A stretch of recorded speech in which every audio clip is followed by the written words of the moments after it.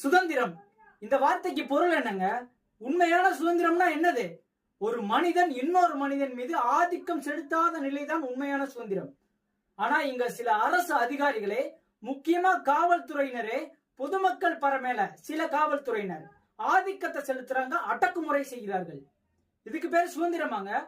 அரசியலமைப்பு சட்டம் நமக்கு சுதந்திரமா வாழக்கூடிய உரிமையும், சுதந்திரமா பேசக்கூடிய உரிமையும், கண்ணியத்தோடு வாழக்கூடிய உரிமையை தந்திருக்கு.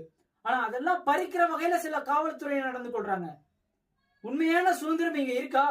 அரசியலமைப்பு சட்டம் கொடுத்துள்ள சுதந்திரத்தை பாதுகாக்க சில சமூக சீர்திருத்தவாதிகள் குரல் கொடுத்தாலும் இங்கு அவனை யாரும் மதிக்கப்படுவதும் இல்லை, அவனோடு யாரும் உறவாடுவதும் இல்லை, அவன் வெறுக்கப்படுகிறான்.